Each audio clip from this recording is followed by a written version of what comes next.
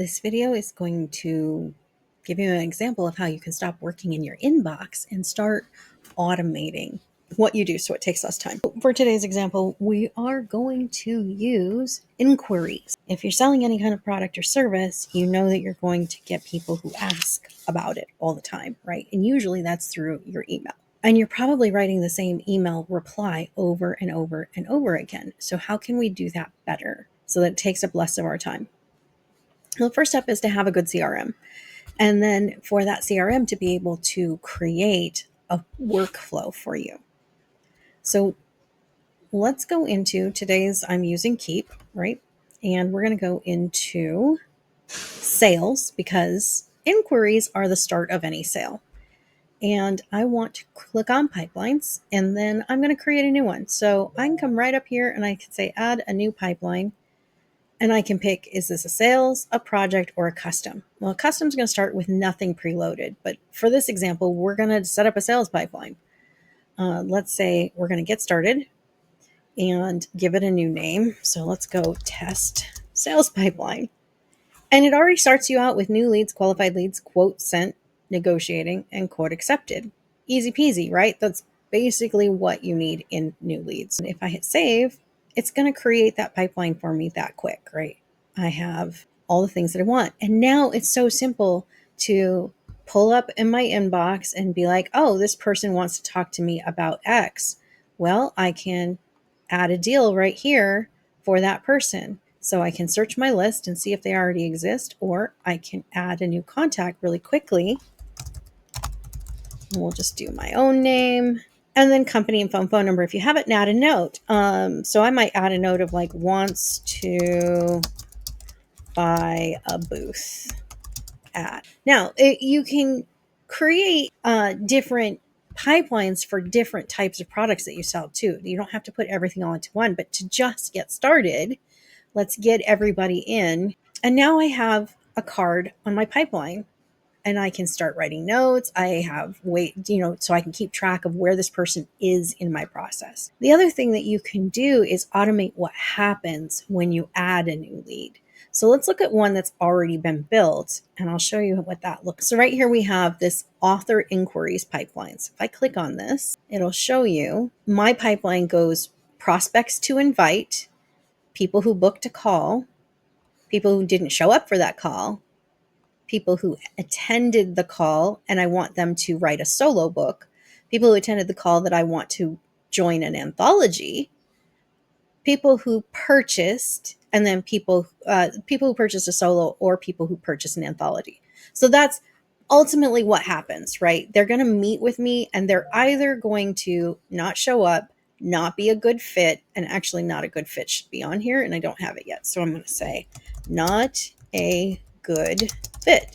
Not everybody's going to be an author. They might think they are, but they aren't, right? So I need to have a way to get rid of them if they're not a good fit. So now I can see every single person that comes in.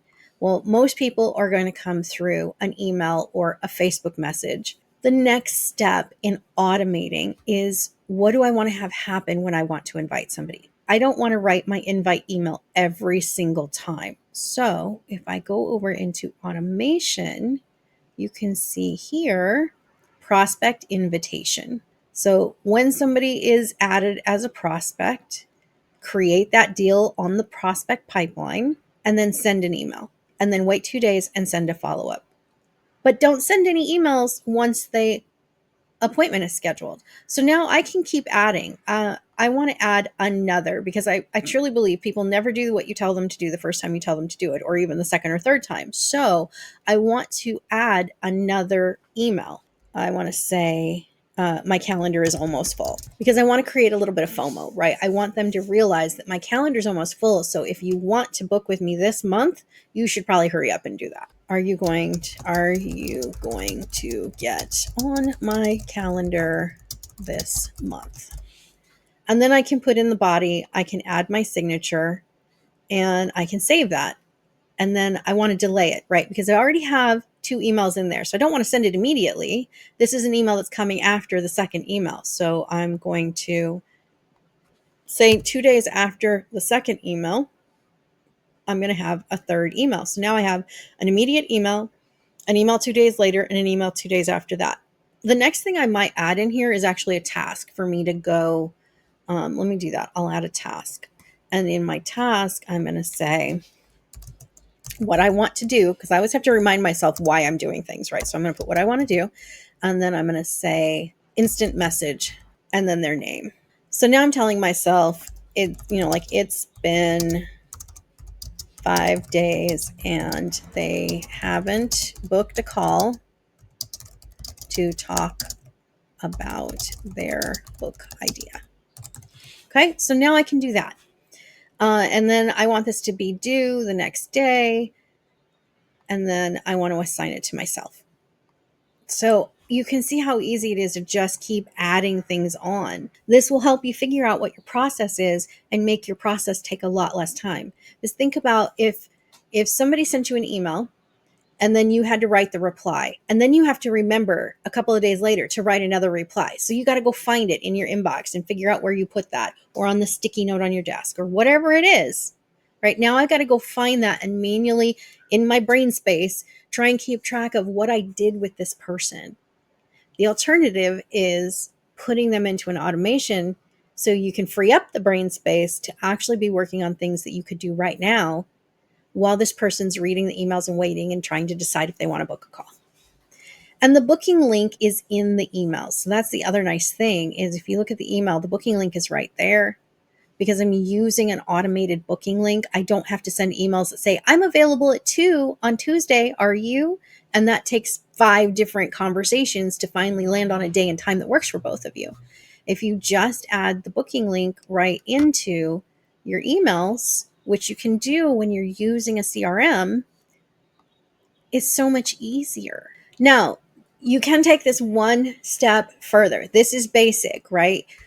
I manually added the person to my pipeline, and that is great. If you do nothing else but that, if you only fix inquiries coming into your inbox, you will save yourself 2 or 3 hours a week at least, and close more of your deals because the less of them will be falling through the cracks. Now we can take your automation one step